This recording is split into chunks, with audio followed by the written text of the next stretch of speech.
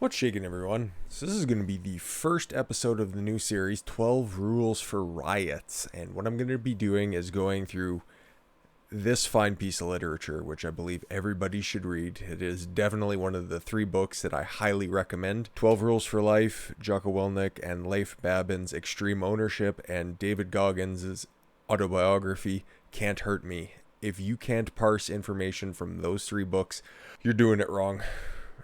And in the first video here, what we're going to be doing is going through the first chapter, Stand Up Straight with Your Shoulders Back, and applying it to the Antifa Black Lives Matter riots that are going on right now. See what information we can parse out of the chapter from the very wise mind of Dr. Jordan B. Peterson, and see what we can deduce.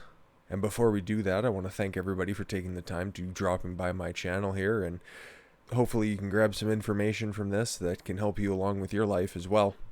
If you'd like to discuss the work of Dr. Peterson or anything in general that you'd like covered on this channel, feel free to drop it in that comment section down below. Otherwise, if you're down there, if you don't mind hitting that subscribe button or dropping a like on a video, I would greatly appreciate it because it would help this channel grow immensely. And that's what we're trying to do here. We're trying to grow up a community of truth-seeking individuals and hopefully create something great out of it. And if you'd like to be a part of that, hey, I'd love to have you.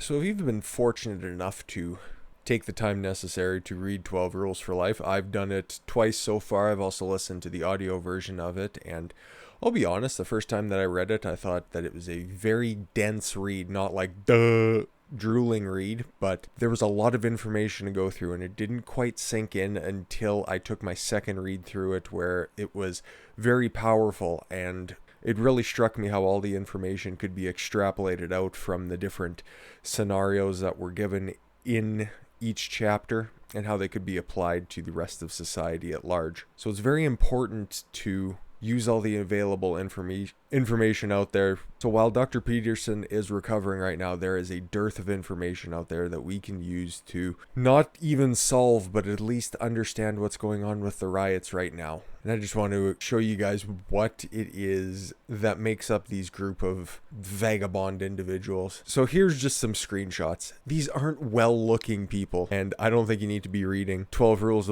for Life even to understand that there's just a bunch of mentally unwell, violent individuals that make up the black bloc of Antifa and Black Lives Matter. And for a group proclaiming that they are so anti-white, I only see one identifiable minority in that collage of insanity. And then you take a look of your standard black bloc, this cell that you're liable to see on any street corner proclaiming that they are so anti-racist, anti-fascist. Once again, another predominantly white group, but there's a lot of people in here that, well, the three up front here and then another one off to the side just look sad and lost. Mostly they're, like, you can just look and see how their posture is lacking.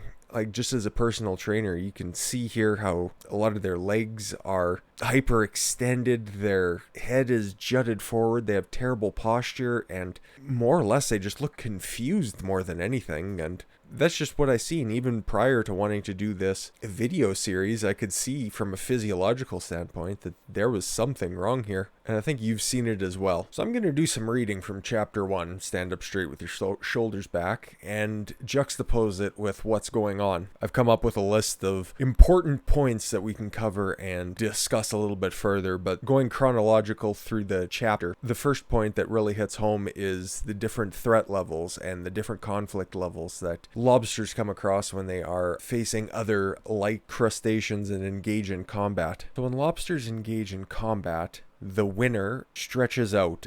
Their brain produces more serotonin, which the human brain also secretes as well, which is a regulator for posture and for positive feelings. Whereas the loser, lobster who is unsuccessful in the combative situation, undergoes a type of brain metamorphosis where more oxytocin, octopamine, is secreted in their brain. Actually, it was recreated after the fight in order to reflect its more submissive standing in the lobster hierarchy. That's what it says here on page 7. A lobster loser's brain chemistry differs importantly from that of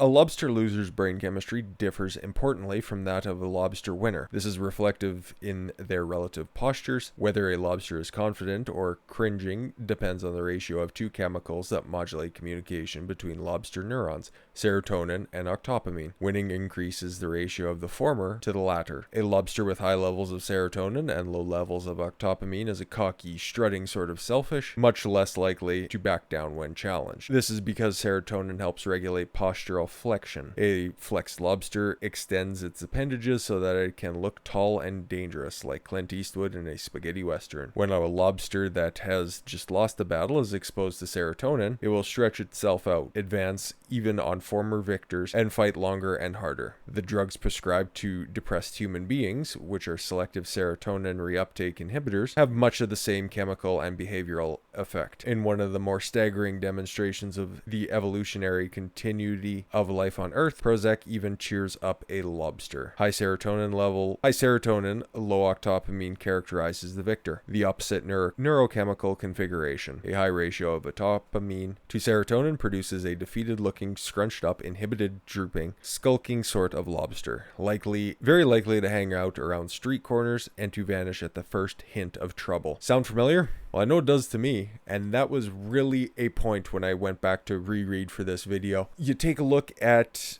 well, shit, we can just go back up and pull up the group shot of Antifa there. They're all, for the most part, there's a few of them that are standing up thinking that we're doing the right thing, but like I pointed out at the beginning, they're kind of hunched over, they're all kind of sad looking, hiding their faces because they've been defeated before. They've been bullied in school, and they didn't learn from their mistakes. Now, I'm not saying being bullied is any sort of proper thing, but it's a necessary thing, it's a shaping thing. Like, I was bullied in school, and I think I came out the other side of it much better than these individuals. I don't blame anybody for what I was doing. I learned from those situations so I wouldn't find myself in them repeatedly. These are the same people who got bullied for, I don't know, having goofy hairstyles, or for maybe even stuff that was out of their control, but then they were told that they were perfect the way that they are. No, you should be happy for who you can be in the future. Don't be happy for who you are. Don't think that you're perfect the way that you are. Think that you can be perfect if you keep trying to improve your situation in life. Something that Dr. Peterson says repeatedly in most of his lectures as well. There's another principle in this book, something that you may or may not have come across in different forms. The 80-20 rule, the Pareto distribution, the Matthew principle, where most of something is produced, collected, obtained by a small amount of people.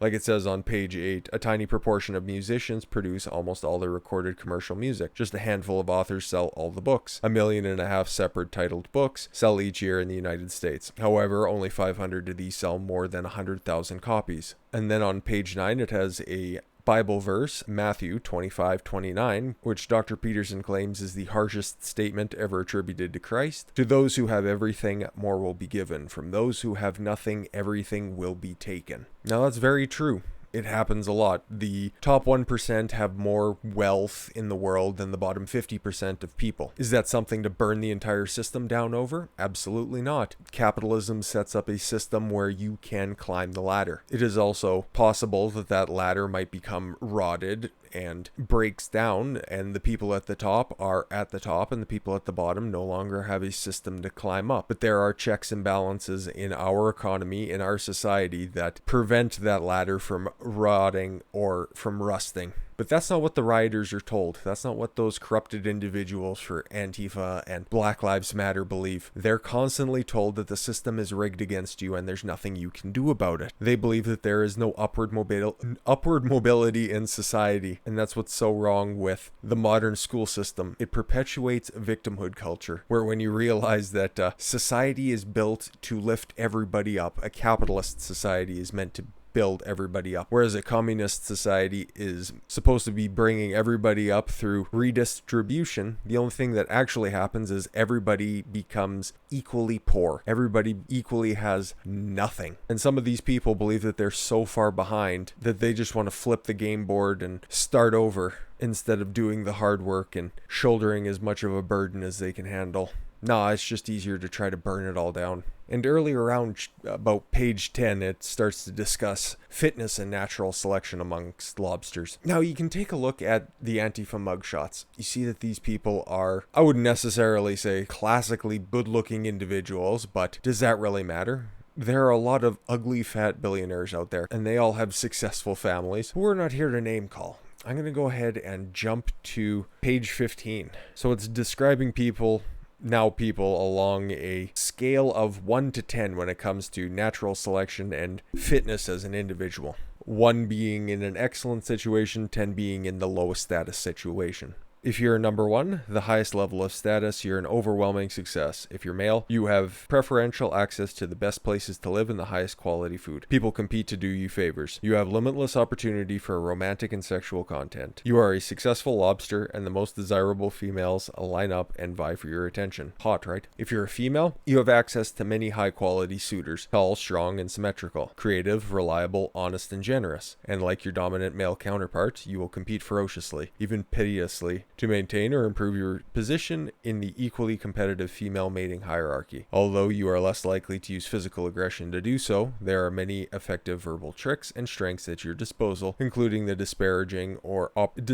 of opponents, and you may well be an expert at their use. If you are a low status 10 by contrast, male or female, you have nowhere to live, nowhere good. Your food is terrible, and when you are not hungry, you're in poor physical and mental condition. Sound familiar? You have minimal romantic interest to anyone unless they are as desperate as you. You are more likely to fall ill, age rapidly, and die young, with few, if any, to mourn you. Even money itself may prove of little use. You won't know how to use it because it is difficult to use money properly, particularly if you are unfamiliar with it. Money will make you liable to the dangerous temptations of drugs and alcohol, which are much more rewarding if you have been deprived of pleasure for a long period. Money will also make you a target for predators and psychopaths who thrive on exploiting those who exist on the lower rungs of society. The bottom of the dominance hierarchy is a terrible, dangerous place to be. I don't want to have to pull up that screen of mugshots again. I think I've done it a fair few times. And would you say that those individuals are a 1 or a 10? Maybe they aren't either of those extremes. Would you say that some of those people in those Family Feud, Hollywood Squares types boxes are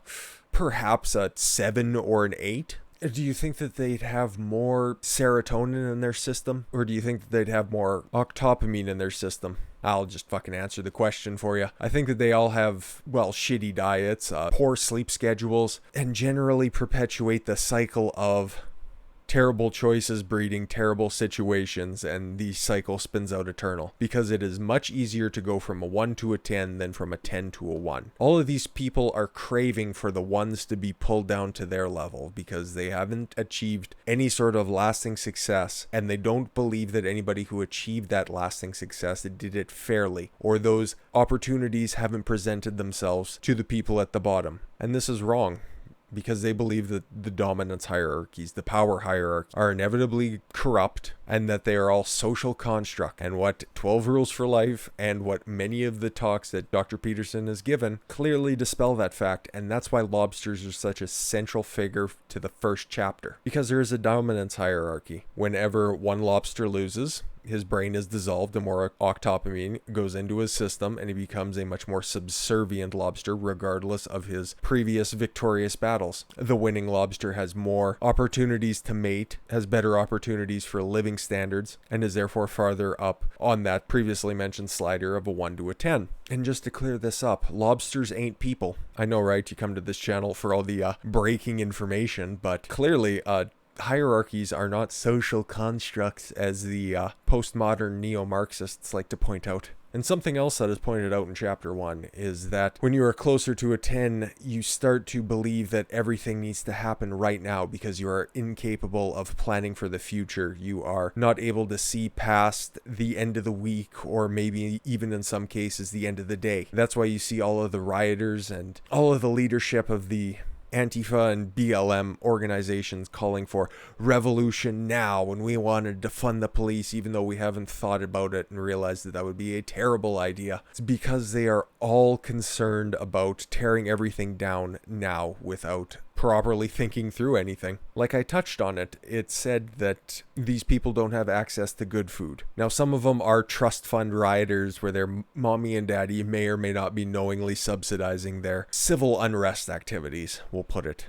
A lot of them are vegans who subsist on soy and milk and fucking pine needles. Who the hell knows what these vegan creeps eat? But a lot of it is carbohydrates. A lot of it is shit that is going to spike your blood sugar and create a lot of inflammation and distress within your body. And this is another area of my expertise where I can chime in. And a lot of underlying health conditions are a symptom of systemic inflammation within your body. Hypertension, diabetes, and the like can be treated with improved diet, improved sleeping patterns as well. A lot of this stuff can be successfully treated without medication by just looking after yourself. Now, that's not to shit on vegans, because there was a lot of, and there still are a lot of successful vegans out there. The Austin Aries, for one. There's a few mixed martial artists, as well as a couple of strongmen. Aren't that terribly successful, but they are able to compete at some sort of a level. But you'll find that mental illness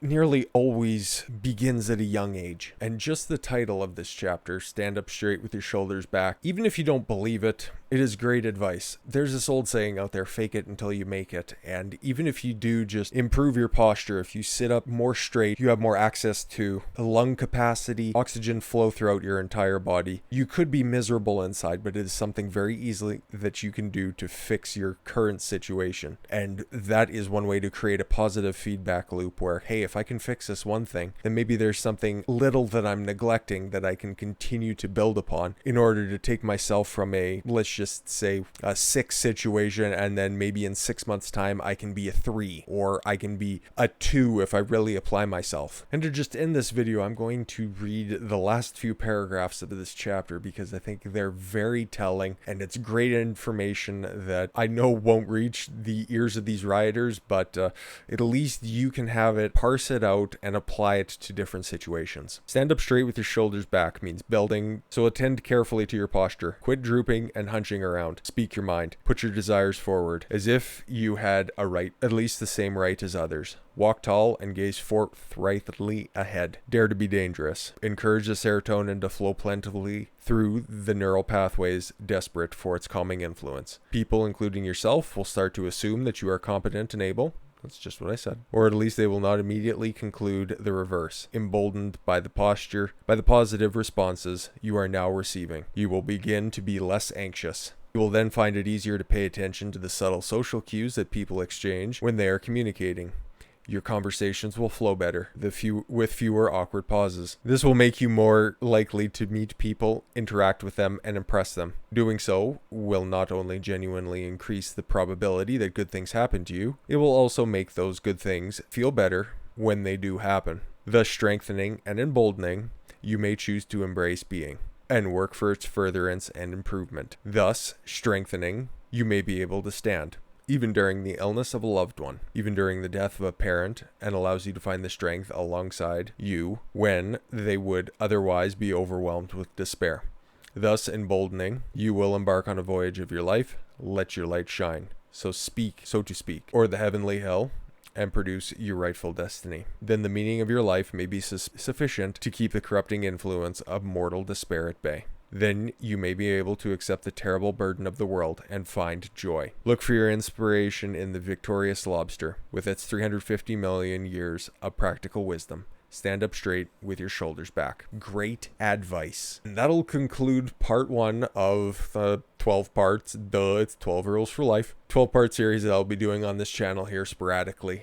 It's great information, even though we don't have access to the source right now. I wish Dr. Peterson a speedy recovery, and we need his words of wisdom now more than ever. And during this time we don't have them, hopefully you find solace in his words and my insight of those words valuable. I thank you for the gift of your time. I've been Don Consuelo. I want you to follow your gut and get after it. Take care, everyone.